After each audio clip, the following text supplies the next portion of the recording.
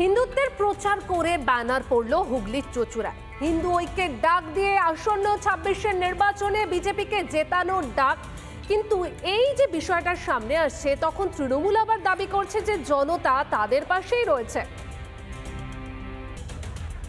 পশ্চিমবাংলায় জেহাদিদের উৎপাত যে হারে মাথাচাড়া দিয়েছে, বাংলাদেশের হিন্দুদের মতন অবস্থা পশ্চিমবাংলার হিন্দুদের যেন না হয়, সেই জায়গায় দাঁড়িয়ে সকল হিন্দুকে এক হওয়ার প্রয়োজন আছে।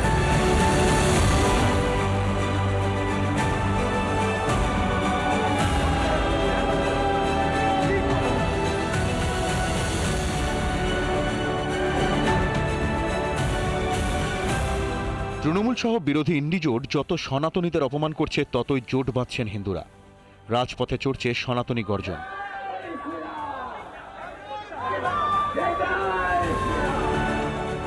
গত মাসেই হিন্দুদের এক হওয়ার ডাক দিয়েছিলেন আরএসএস এর প্রধান মোহন ভাগবত।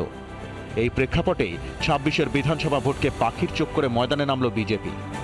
হিন্দু ঐক্যের বার্তা দিয়ে হুগলির চুঁচুড়ায় পড়েছে পোস্টার। সংখ্যালঘু তোষণ থেকে বাংলাদেশি ও রোহিঙ্গার অনুপ্রবেশ। তৃণমূলের বিরুদ্ধে দ্বিচারিতার রাজনীতির অভিযোগ তুলে ঘুঁটি সাজাচ্ছে গেরুয়া ব্রিগেড। এই ধরনের যে ব্যানার, সেই ব্যানার কিন্তু এই যে চুঁচুড়া শহরের বিভিন্ন জায়গায় দেখা যাচ্ছে। তো এই ব্যানারকে ঘিরেই শুরু হয়েছে রাজনৈতিক তরজা। দিকে দিকে হিন্দুদের দেবদেবীর মূর্তি ভাঙচুর করা হচ্ছে। একের পর এক দেখছি আমরা রোহিঙ্গারা এখানে এসে বসতি স্থাপন করে ফেলছে। বিজেপি একমাত্র দল যারা হিন্দুদের নিয়ে ভাবে। যদিও ঘাসফুল শিবিরের পাল্টা দাবি, কাজে আসবে না পদ্মের ধর্মের রাজনীতি। এই বাংলায় মমতা ব্যানার্জিকে বাদ দিয়ে অন্য কিছু মানুষ ভাবে না। 24-এর লোকসভা ভোটের নিরিখে যুযুধান তৃণমূল ও বিজেপির মধ্যে ভোট পার্থক্য মাত্র 5%। এক বছর পর সমস্ত হিন্দু ভোটার এক হলেই ঘুরে যাবে খেলা। হুগলির চুঁচুড়া থেকে সুজিত গৌড়ের রিপোর্ট, রিপাবলিক বাংলা। দিনে দুপুরে পুকুর চুরির কথা আপনি আপনারা সকলেই তো শুনেছেন, কিন্তু দিনে দুপুরে নয়াঞ্জলি চুরি হয়ে যাচ্ছে দক্ষিণ 24 পরগনার কাকদ্বীপে। স্থানীয় তৃণমূল নেতৃত্বের মদতে এক ব্যক্তি সরকারি জায়গা দখল করে নিচ্ছে। কার অনুমতিতে নয়াঞ্জলি ভরাট করছেন? রিপাবলিকের প্রশ্নে মুখে কুলুপ অভিযুক্ত ব্যক্তির। এই যে একটা নয়াঞ্জলি চলে গেছে, এই নয়াঞ্জলি ভরাট করে এখানে মাটি ফেলছে একাদশী নস্কর নামে এক ব্যক্তি।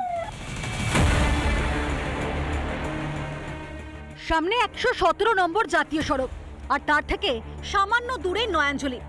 নিকাশের জন্য ব্যবহৃত এই নয়াঞ্জলি এখন লুপ্ত হওয়ার পথে।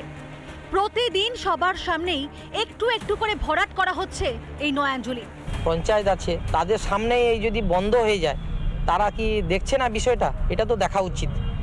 কারা করছে, কারা পারমিশন দিচ্ছে, সেটাই তো ভাববার বিষয়।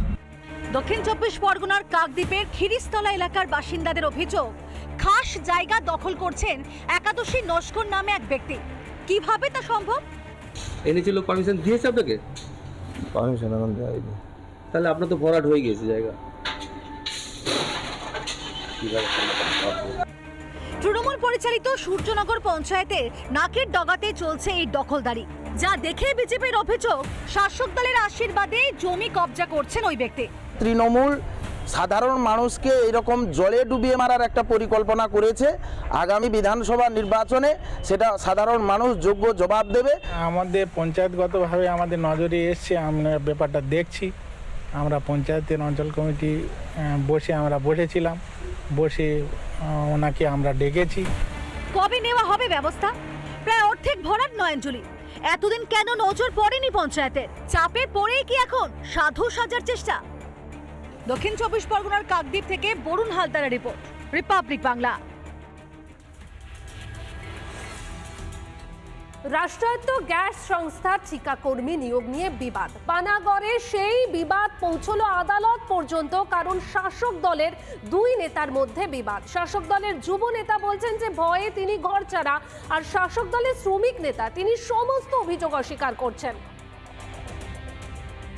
আর যে নিজস্ব মোবাইলের সিম কার্ড, সেটি আমাকে বন্ধ করে রাখতে হয়েছে। বিভিন্ন থ্রেড গালিগালাজ সেই মোবাইল ফোনের মধ্যে আসছে। উনিও কারো অঙ্গুলি হেলনে এটা করছে, কিন্তু এতে করে কোনো লাভ হবে না। মিথ্যা দিয়ে কোনো কিছু সাফল্য পাওয়া যায় না। পানাগড় শিল্প তালুকে একই দলের দুই নেতার মধ্যে কোন্দল চরমে। যুযুধান তৃণমূলের যুব নেতা ও শ্রমিক নেতা। এই ঘটনার সূত্রপাত গত বৃহস্পতিবার। রাষ্ট্রায়ত্ত গ্যাস সংস্থায় ঠিকাকর্মী নিয়োগ নিয়ে সেদিন উত্তপ্ত হয়ে উঠেছিল কোটা অঞ্চল। বিক্ষোভে সামিল হয়েছিলেন কোটা অঞ্চলের যুব তৃণমূল সভাপতি সুরজ কৃষ্ণ চ্যাটার্জি। অভিযোগ করেছিলেন অর্থের বিনিময়ে বহিরাগতদের ঢুকিয়েছেন আয়ুষ্গ্রাম 2 নম্বর ব্লকের আইএনটিটিউসি সভাপতি ইন্দ্রজিৎ কোনার। এইখানে কোনো 2 নম্বরই কোনো ছলনা বলনা এখানে চলবে না। এখানে ইন্দ্রজিৎ কোনার, যিনি এখানে আইএনটিটিউসি সভাপতি আছেন, তিনি মেনলি জড়িত। এর কয়েক ঘন্টা পরই পথ পরিবর্তন। বৃহস্পতিবার সন্ধ্যেতে নিজের মন্তব্য প্রত্যাহার করেন যুব নেতা। তো আমরা সব যাচাই করে দেখলাম যে না, এখানে তো কোনো বাইরের ছেলেদের তো কোনো ইয়ে নেই। হ্যাঁ, ভুল তথ্য ছিল, যা হোক একটা মিস্টেক হয়েছে। কেন বদল করেছিলেন বয়ান? যুব নেতা দাবি ভয় দেখিয়ে জোর করে তাকে দিয়ে সাংবাদিক সম্মেলনে মিথ্যে কথা বলানো হয়েছিল।